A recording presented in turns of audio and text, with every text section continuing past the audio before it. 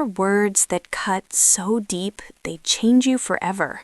Words that shatter something inside you that can never be put back together. For me, those words came on Christmas Eve in a room full of family, when my mother looked directly at me and said we should have stopped at 2 kids. Not whispered, not muttered under her breath, said it loud enough for everyone to hear, loud enough that the room went silent, loud enough that I felt every eye turn to look at me, the unwanted third child, the mistake, the burden. I was 23 years old, and in that moment, I realized something I'd been denying my entire life. My mother didn't just dislike me, she genuinely wished I'd never been born. That night changed everything. It ended my relationship with my family. It forced me to rebuild my entire life from scratch. And years later, when they needed me, when they came crawling back asking for help, I made sure they understood exactly what their words had cost them. My name is Rachel Davis. I'm 31 years old now, and this is the story of the night my mother told the truth and the years I spent learning to live with it. I grew up in suburban Ohio, the youngest of 3 kids. My older siblings, Marcus and Stephanie, were 26 and 25 when this story begins. They were the golden children. Marcus was a software engineer at a major tech company, making 6 figures straight out of college. Stephanie was a pediatric nurse, married to a dentist, already talking about starting a family. They were successful, accomplished, everything my parents had ever wanted. And then there was me, Rachel, the unplanned pregnancy that came 8 years after Stephanie, the surprise baby that nobody really wanted but everyone pretended to be excited about. I figured this out slowly, over years of small comments and telling silences. Like when I was 7 and found old photo albums filled with pictures of Marcus and Stephanie as babies, professional portraits, carefully documented milestones, pages and pages of memories. Then I found my baby book, half empty, a few scattered photos, most of them blurry or cut off. No professional portraits, no carefully written notes about my first words or first steps, just nothing. Or when I was 12 and overheard my mom talking to her sister on the phone. I was finally getting my life back. The kids were in school, I was thinking about going back to work. And then I got pregnant again. I was 42 years old. It was devastating. My parents, Richard and Susan, weren't abusive in the traditional sense. They fed me, clothed me, sent me to school, but emotionally, I was an afterthought. Marcus got praise for every achievement. Stephanie got attention for every milestone. I got tolerance. That's the best word for it. They tolerated my existence. When I brought home straight A's, my dad would nod and say, "Good job," then immediately asked Marcus about his latest promotion. When I made the varsity soccer team, my mom said, "That's nice," and went back to planning Stephanie's bridal shower. I learned early that I would never be enough, never be wanted, never be the child they wished they'd had. By the time I was in high school, I'd stopped trying to earn their love. I focused on school, on my friends, on building a life outside that house. I worked part-time jobs, saved every penny, made plans to leave as soon as I graduated. I got into Ohio State on a partial scholarship, worked 3 jobs to cover the rest, and moved into the dorms the day after graduation. My parents helped Marcus with his apartment when he went to college. They paid for Stephanie's entire education. For me, they said I needed to learn responsibility. Translation, you're on your own. College saved me. For the first time in my life, I was around people who didn't see me as a burden or a mistake. I made real friends, I dated, I discovered I was actually good at things. Writing, debate, organizing events. I majored in communications and public relations, maintained a 3.7 GPA while working 25 hours a week. I was proud of myself, even if my parents weren't. They came to Marcus's graduation. They threw Stephanie a huge party when she finished nursing school. When I graduated magna cum laude, they didn't come, said they had a prior commitment. I found out later they'd gone to some furniture sale. I cried that day, sat in my apartment after the ceremony, in my cap and gown, and cried for hours. Not because I was surprised, I wasn't, but because some part of me had still hoped, still thought maybe this time would be different. It wasn't. After graduation, I got a job at a PR firm in Cleveland. Started at the bottom, worked my way up. I was good at my job, really good.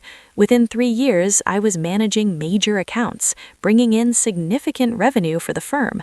I was making decent money, renting a nice apartment, building a life I was proud of. I went home for holidays because that's what you're supposed to do, but I never stayed long, just long enough to be polite, to exchange gifts, to endure the inevitable comparisons. Marcus just bought a house. Stephanie is pregnant for her second child. Rachel, are you seeing anyone? You're not getting any older. Always something, always a reminder that I wasn't measuring up. But I'd learned to tune it out, to smile and nod and count the hours until I could leave. I thought I had it handled. I thought I'd made peace with being the unwanted child.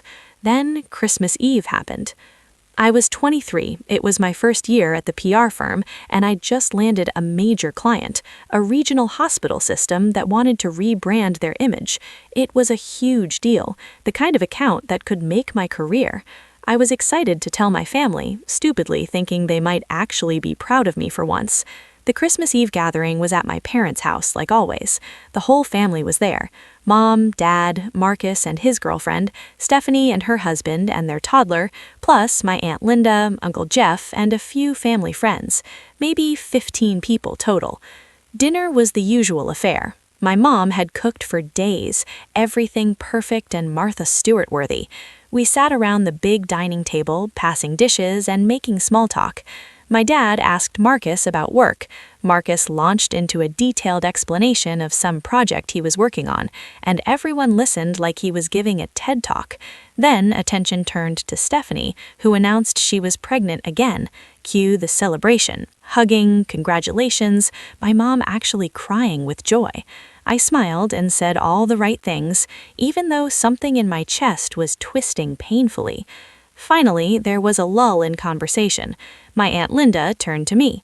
Rachel, how's your job going? You're at a PR firm, right? This was my moment. I straightened up, tried to sound confident but not boastful. Actually, really well. I just signed a major client last week. It's a hospital system, multi-year contract, really big deal for someone at my level. I waited for someone to say congratulations, to ask questions, to show even the slightest bit of interest. Instead, my mother sighed, loudly.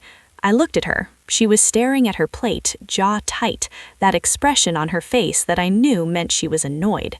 Mom? I asked quietly. Is something wrong? She looked up at me, and there was something in her eyes I'd never seen before.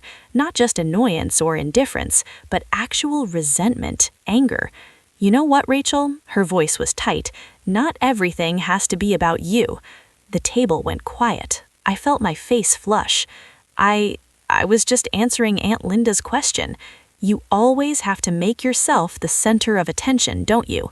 Marcus has a huge promotion coming up. Stephanie just announced she's pregnant, but somehow you have to steer the conversation back to yourself and your little job. Little job.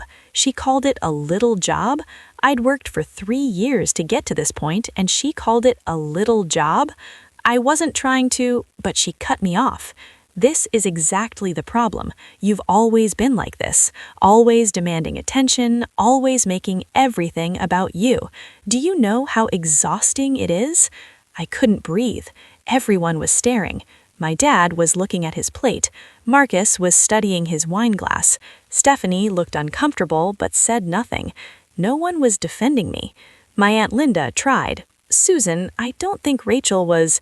You know what? I told Richard when I found out I was pregnant with her. I told him we should have stopped at 2 kids. 2 was perfect. Marcus and Stephanie are beautiful, successful children. But no, we had to have 1 more. And look what we got. The room was absolutely silent. I could hear the clock ticking in the hallway, could hear someone's breathing, could hear my own heart pounding in my ears. Mom, Marcus said quietly, maybe we should... Should what? Pretend I don't feel this way? I'm tired of pretending. I'm tired of acting like Rachel isn't a constant disappointment. She's never been what we wanted, she's never measured up, and frankly, our lives would have been so much easier if we'd stopped at 2 kids. I stood up. My chair scraped loudly against the floor. Everyone was looking at me now, some with pity, some with shock, some carefully looking away. I looked at my mother. She was staring back at me, her expression defiant, like she was daring me to say something. I looked at my father. He still wouldn't meet my eyes. I looked at Marcus and Stephanie. They were both staring at their plates. No one was going to defend me. No one was going to tell her she'd crossed a line. They were all just going to sit there and let her say these things to me. "Okay," I said quietly. My voice was shaking, but I kept it steady. "Okay." I walked out of the dining room, grabbed my coat from the front closet, and headed for the door. Behind me, I heard my Aunt Linda saying something sharp to my mother, heard raised voices starting, but I didn't stop. I got in my car and drove back to Cleveland. It was a 2-hour drive, and I cried for the entire first hour. Then something shifted. The tears stopped. The hurt transformed into something else. Clarity, maybe, or just cold, hard acceptance. My mother had said what she'd probably been thinking my entire life. She wished I'd never been born. She saw me as a disappointment, a burden, a mistake. And my father, my siblings, my entire family had sat there and let her say it. Not one of them had stood up for me. Not one of them had told her she was wrong. Their silence spoke volumes. I was done. Done trying to earn love from people who would never give it. Done showing up to family events where I was tolerated at best. Done being the unwanted child, always hoping that somehow, someday, they'd see me as worthy of their love. I got home around midnight, sat on my couch in the dark, still in my coat, and made a decision.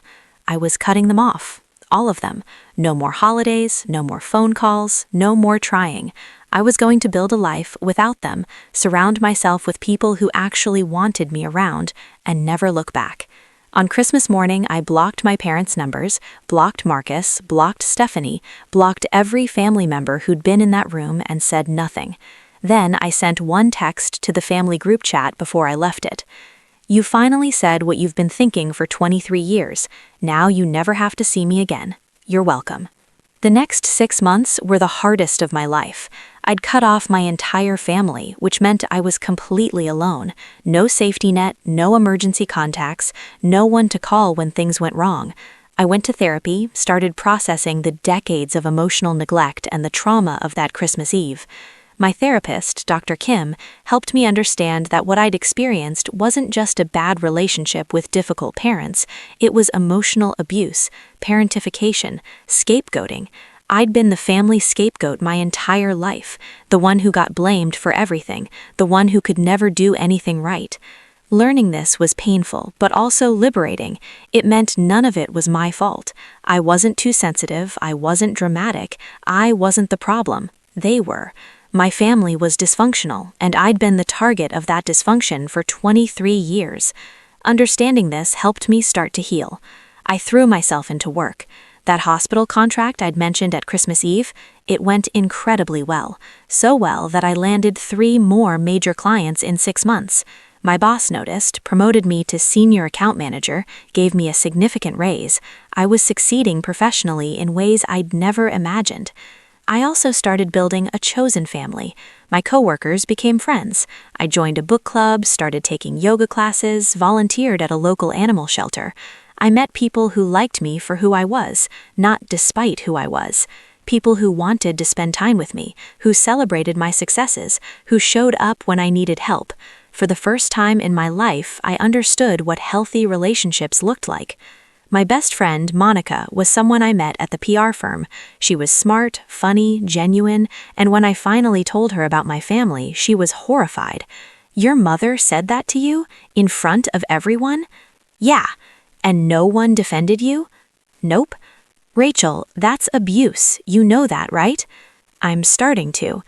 Monica became my emergency contact, my person to call when things went wrong, my +1 to events, the sister I'd never had in Stephanie.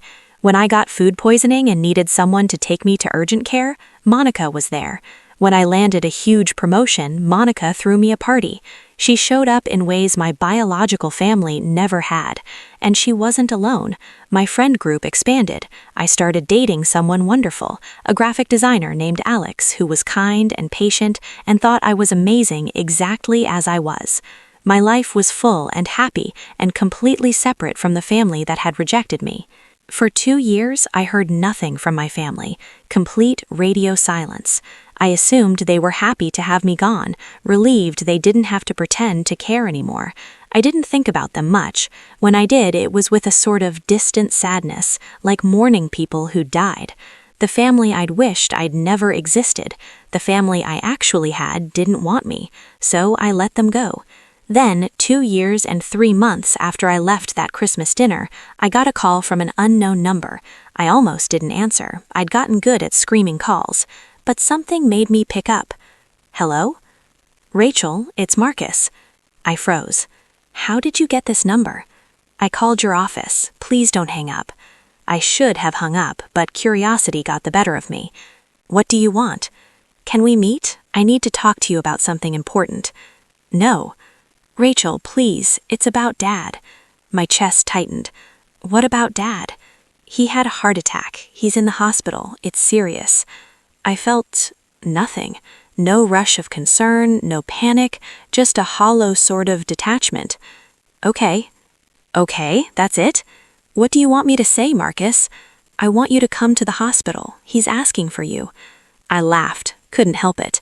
He's asking for me? The daughter he watched get verbally destroyed at Christmas dinner and said nothing? That daughter? Rachel, I haven't heard from any of you in over 2 years. Not a single call, not a text, nothing. And now Dad's sick and suddenly you remember I exist? This is different. No, it's not. It's exactly the same. You only care about me when you need something from me. That's not fair. You want to talk about fair? Let's talk about what's fair. Is it fair that my mother told me she wished I'd never been born? Is it fair that you sat there and said nothing? Is it fair that I spent 23 years being treated like I was worthless by the people who were supposed to love me? Marcus was quiet for a long moment. Then, quietly, "You're right. None of that was fair. What Mom said was horrible. What we all did, not standing up for you, was horrible. I'm sorry." "You're sorry?" "Yes, I'm really, really sorry. I should have said something that night. I should have called you after. I should have been a better brother. I know that now. And it only took Dad having a heart attack for you to figure that out." "Rachel, please. I know I don't deserve anything from you, but Dad is really sick. The doctors say the next few days are critical. He wants to see you. He wants to apologize." Against my better judgment, I went. I told myself I was just going to confirm that my father was alive and then leave. I wasn't going to reconcile. I wasn't going to forgive anyone. I was just going to show up once and then go back to my life. The hospital was 30 minutes from my apartment. I drove there in silence, my mind racing. When I walked into the cardiac unit, I saw my mother first. She was sitting in the waiting room, looking older than I remembered. Her hair was grayer, she had more lines around her eyes. She looked up when I walked in, and something flickered across her face. Surprise, maybe, or guilt. "Rachel," she said, standing up. I didn't respond, just looked at her. "Thank you for coming." I still didn't respond. Marcus appeared from down the hallway. "Rachel, you came." "I'm here to see Dad, that's it." "He's in room 412. He's awake, but he's weak. The doctors say we should keep visits short." I walked past them without another word, found room 412. My father was in the bed, hooked up to machines that beeped rhythmically. He looked small, fragile, old, nothing like the strong, silent man I remembered from childhood. His eyes opened when I walked in. "Rachel." His voice was hoarse. "Hi, Dad." You came. I almost didn't. He nodded slowly. I wouldn't have blamed you. I pulled up a chair but didn't sit, just stood there, arms crossed, waiting. "I'm sorry," he said. "For what?" "For everything. For not being the father you deserved. For letting your mother say those things to you. For never standing up for you. For all of it." "Okay." I know sorry doesn't fix it. I know I can't undo 23 years of making you feel unwanted. But I need you to know that you were never a mistake. You were never unwanted. Not to me. I laughed bitterly.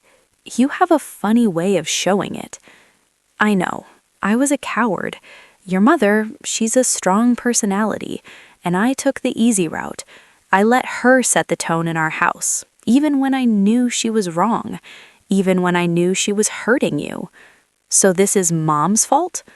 No, it's my fault too. I'm your father. I should have protected you. I didn't, and I'm sorrier about that than I can ever express. We sat in silence for a long moment. Then he said, I'm proud of you. I know I never said it, but I am. You've built a good life for yourself, a successful career. You did it all on your own, without any help from us. That takes strength. I had to do it on my own. You made sure of that. I know, and you thrived anyway. You're stronger than all of us. Is there a point to this conversation, Dad? Or did Marcus just call me here so you could assuage your guilt before you die? He flinched. I'm not dying. The doctors say the next few days are critical. That sounds pretty close to dying to me. I want a chance to make things right. You can't make this right. You can't undo 23 years of emotional neglect with one hospital bed apology. My father survived the heart attack, spent a week in the hospital, then moved to a rehab facility for cardiac recovery. During that week, Marcus called me 3 more times. Each time, he asked me to come to a family meeting. Each time, I said no. Finally, he showed up at my apartment. Rachel, please, we need to talk, all of us. There's nothing to talk about. There's everything to talk about. What happened at Christmas, what Mom said, the way we've treated you your whole life. We need to address it. Why now? Why after 2 years of silence? Because almost losing Dad made us realize how fragile everything is, how we've wasted so much time, how we've hurt you. I didn't need to almost lose Dad to realize you hurt me, Marcus. You were there when it happened. You watched Mom destroy me in front of everyone. You said nothing. I know, and I'll regret that for the rest of my life. But I'm trying to do better now. We all are. Too little, too late. Maybe, probably, but please just give us one chance to say what we need to say. One meeting. If you hate it, if it makes things worse, you never have to see us again. I promise. I looked at him for a long moment. He looked genuinely distressed, genuinely sorry, but I'd learned the hard way that sorry means nothing without changed behavior. Fine, one meeting, but not at Mom and Dad's house. Neutral territory. Okay, where? There's a coffee shop near my office, Saturday at 2. We'll be there. Saturday came. I almost didn't go. Sat in my car outside the coffee shop for 15 minutes, debating whether to just drive away. But finally, I went in. They were already there. My mom, my dad in a wheelchair, Marcus and Stephanie. All 4 of them, sitting at a corner table looking uncomfortable. I got a coffee and sat down across from them. Okay, you wanted to talk. Talk. My mother spoke first, her hands fidgeting with a napkin. Rachel, I owe you an apology, a real one. What I said to you at Christmas was unforgivable. You're not a disappointment. You were never unwanted. I was wrong to say those things, and I'm sorry. I stared at her, waited for more. That couldn't be it. That's it? That's your apology? What more do you want me to say? How about why? Why did you say it? Why did you treat me like that my entire life? Why was I never good enough? She was quiet for a long moment. Then slowly, she said, because you reminded me of everything I'd given up. When I had Marcus and Stephanie, I was young. I had dreams. I wanted to go back to school, start a career, but I put it all on hold to raise them, and I was okay with that. I chose it. But then, 8 years later, just when they were both finally in school and I was getting my life back, I got pregnant with you, and I resented it. I resented you. I know that's horrible. I know it's not your fault, but I did. Finally, the truth.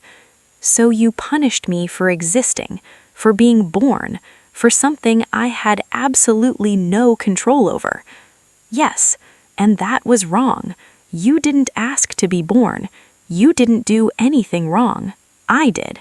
I let my resentment poison our relationship from the beginning, and I'm sorry. You made me feel worthless my entire childhood. I know. You compared me to Marcus and Stephanie constantly, made sure I knew I'd never measure up. I know. You told a room full of people that you wished I'd never been born. My voice broke on the last word. And then you all sat there and let her say it, I said, looking at Marcus and Stephanie now. Not one of you defended me. Not one of you told her she was wrong. Stephanie spoke for the first time. I was scared. Scared of what? Of Mom. Of making things worse. Of... She trailed off, then started again. I've always been scared of Mom. Her temper, her judgment. I learned early to just go along with whatever she said, never rock the boat. And when she said those things to you, I froze. I should have said something. I should have stood up for you, but I didn't, and I'm sorry about that. Marcus nodded. Same. I've never been good at confrontation. I saw how Mom treated you differently growing up, and I told myself it wasn't my problem, that you were fine. But you weren't fine, and I ignored it because it was easier. So you all knew, I said slowly. You all knew she was treating me differently, treating me badly, and you just let it happen? They were all looking down now, ashamed. Good. They should be ashamed. Do you have any idea what it's like, growing up knowing your own mother doesn't want you, watching your siblings get love and attention while you get nothing, trying so hard to be good enough, to earn just a scrap of affection and never succeeding? My mother's eyes were filled with tears now. I'm so sorry, Rachel. I can't undo it. I can't give you back your childhood, but I want to try to do better now. I want to try to have a relationship with you. Why? Because you're my daughter. Because I love you. No, you don't love me. You've never loved me. You've tolerated me at best. That's not true. Then where were you for 2 years? If you love me so much, why didn't you call? Why didn't you text? Why didn't you show up at my door and apologize? I didn't think you'd want to hear from me. So you just gave up? Decided it was easier to let me go than to actually put in the work to repair what you broken? She didn't have an answer for that. My father spoke up. She's right, Susan. We gave up. We decided Rachel was the one who walked away, so it was her responsibility to come back. We didn't fight for her. We didn't chase her. We let her go. And that was wrong. I looked at all 4 of them. My parents, old and broken and sorry. My siblings, uncomfortable and guilty. They wanted forgiveness. They wanted to hit reset, to start fresh, to build a relationship now. But could they? Could people change this fundamentally? Could a lifetime of damage be repaired with apologies and good intentions? I need time, I finally said. Time to think about this, to figure out if I even want a relationship with any of you. That's fair, Marcus said. Take all the time you need. But understand something. If I decide to give you a chance, it's going to be on my terms. I'm not coming back to family dinners where I'm ignored. I'm not listening to passive-aggressive comments about my life choices. I'm not accepting breadcrumbs of affection. If we do this, it's going to be real, honest, equal, or it's not happening. They all nodded. We understand, Stephanie said. Anything you need. I stood up. I'll be in touch, or I won't. Either way, I need you to respect my decision. I left the coffee shop and didn't look back. The next 3 months were a blur of therapy sessions and long conversations with Monica and Alex. Dr. Kim helped me work through the complicated feelings, the anger, the hurt, the tiny spark of hope that maybe, just maybe, my family could change. Monica was skeptical. People don't change, Rachel. Not really. Especially not after a lifetime of treating you like garbage. But what if they do? What if I walk away and miss the chance to have a real family? I did the same with Stephanie. She cried through most of our conversation, apologized at least 50 times, told me she'd always admired me but never knew how to say it. Again, strange, but nice. My parents were harder. I met with them twice, both times in public places. My father was easier. He'd always been the weak one, the passive one, but at least he'd never been cruel. My mother, though. My mother was different. In our second meeting, I asked her the hard question. If you could go back, would you still have me? She looked me in the eye and said, I don't know. I want to say yes, but honestly, I don't know. At least she was honest. Over the next year, I slowly, cautiously rebuilt relationships with my family. It wasn't easy. There were setbacks, times when my mother said something passive-aggressive and I had to call her out on it, times when Marcus fell into old patterns of centering himself in conversations, times when I wanted to walk away and never look back. But they tried, really tried. My mother started therapy, worked on her own issues with resentment and control. My father made an effort to actually talk to me, to ask about my life, to show interest. Marcus and Stephanie included me in sibling group chats, invited me to things, showed up for me in small ways. It wasn't perfect. It would never be perfect. You can't undo 23 years of damage with a few good months. But it was better. Different. My 25th birthday was the first test. In the past, my birthdays had been afterthoughts. Cards with generic messages, if anything at all. This year, my family threw me a surprise party. They invited my friends, my coworkers, Alex. They decorated. My mother made my favorite cake, something I didn't even know she remembered. Everyone made toasts. My father talked about how proud he was of me, how impressed he was with the life I'd built. My mother apologized again in front of everyone for the pain she'd caused me. Marcus and Stephanie gave me a gift they'd obviously put thought into, a leather portfolio engraved with my name and title. I cried, not from happiness exactly, but from the sheer strangeness of it, of being celebrated, of being wanted, of feeling like maybe, possibly, I might actually belong in this family. The rebuilding continued. I started going to family dinners again, but not every time. I set boundaries and enforced them. When my mother made a comment about my weight, I called her out immediately, and she apologized. When my father tried to give unsolicited advice about my career, I told him I had it handled, and he backed off. It was different. I was different. I wasn't the desperate child anymore, trying to earn love from people who withheld it. I was an adult with self-respect, with boundaries, with the ability to walk away if they couldn't treat me right. And knowing I could walk away made it easier to stay. 2 years after that coffee shop meeting, Alex proposed. I said yes immediately. Planning the wedding brought up complicated feelings. In movies, mothers and daughters bond over wedding planning. It's this beautiful time of connection. I didn't know if my mother and I could have that, but I decided to try. I asked her to help me find a dress. She cried when I asked. We went to 3 different bridal salons, tried on dozens of dresses. She had opinions, strong opinions, but she actually asked me what I liked instead of just telling me. When I found the dress, she knew before I said anything. That's the one, she said, crying again. You look beautiful. The wedding itself was small, 50 people. Monica was my maid of honor, obviously. Stephanie was a bridesmaid. Marcus walked me down the aisle. I'd considered asking my father, but it felt wrong. Marcus had been putting in the work, actually trying to be a better brother. He'd earned it. My father cried during the ceremony. My mother gave a toast at the reception that actually acknowledged our painful past and expressed hope for a better future. It was imperfect, a little awkward, but it was real. For the first time in my life, I felt like I was actually part of my family, not the unwanted third child, not the burden, just Rachel, their daughter, their sister. You already have a real family. Me, Alex, your friends, your chosen family, the people who've shown up for you. Don't risk your healing for people who might not follow through. She was right, but still, I wondered. I decided to test them. I called Marcus and told him I wanted to have coffee, just the two of us.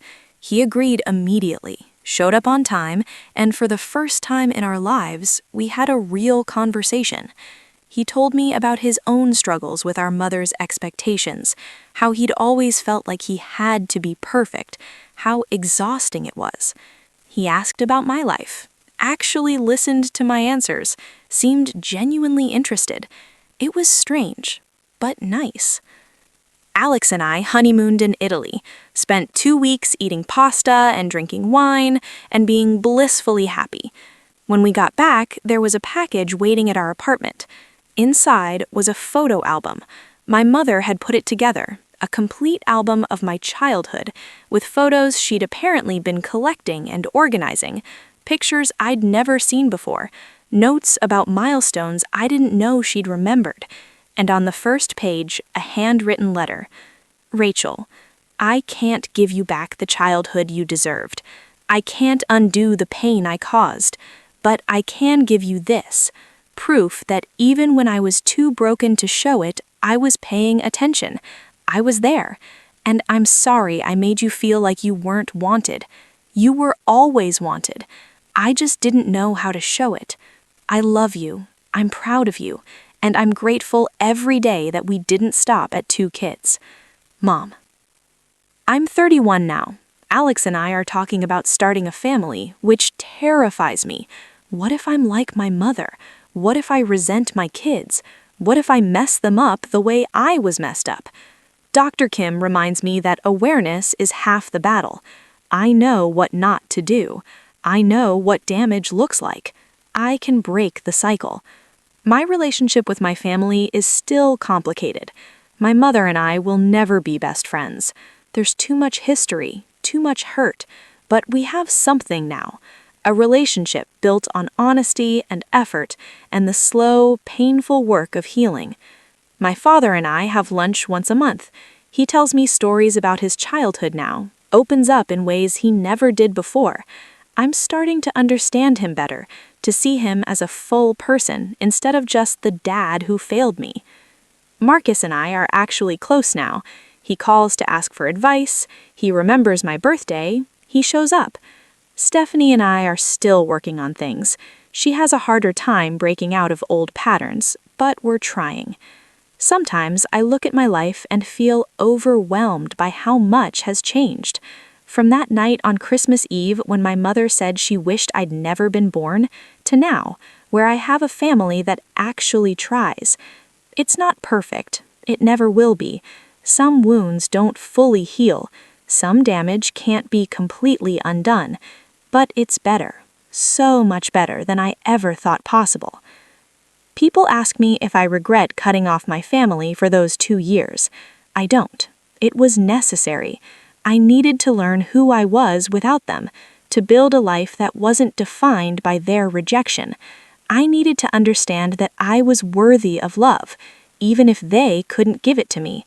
And when I came back, it was from a place of strength, not desperation. I came back because I chose to, not because I needed to. That makes all the difference. If there's one thing I want people to take from my story, it's this. You deserve to be loved, not tolerated, not conditionally accepted, genuinely, wholly loved.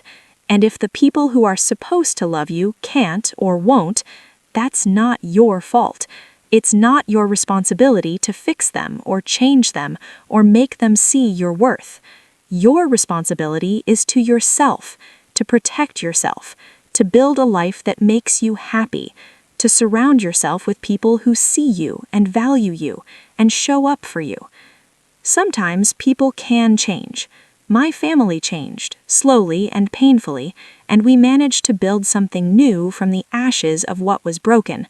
But sometimes people can't or won't change, and in those cases, you need to give yourself permission to walk away, to cut ties, to choose peace over guilt. There's no right answer.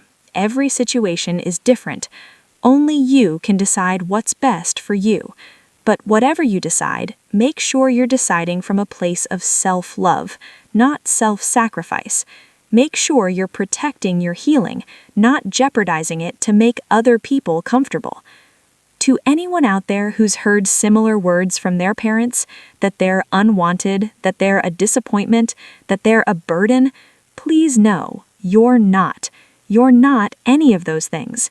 You're a human being deserving of love and respect and kindness. The fact that your parents can't give you those things is their failing, not yours. You're not too much. You're not too little. You are exactly enough, exactly as you are. Find people who see that. Build a life around that truth. And if your family eventually shows up and does the work, maybe consider letting them in. But if they don't, that's okay too. You're allowed to move on. You're allowed to be happy without them. My name is Rachel Davis. My mother told me she wished I'd never been born in front of my entire family on Christmas Eve when I was 23 years old. Those words shattered me. They forced me to rebuild my entire life from scratch, to learn who I was when I wasn't trying to earn love from people who withheld it. It was the hardest thing I've ever gone through, but it was also the most necessary, because in losing my family, I found myself, and eventually, through years of work and honesty and painful growth, I found my family again too. Not the family I'd grown up with, but something new, something better, something built on truth instead of lies, on effort instead of obligation. Some days are still hard. Sometimes I see mothers and daughters laughing together and feel a pang of grief for what I never had. But mostly I feel grateful. Grateful for the life I've built. Grateful for the people who love me. Grateful for second chances and hard conversations and the possibility of healing. Thank you for listening to my story. I hope it helps someone out there feel less alone, and I hope it reminds you that you deserve better. Always.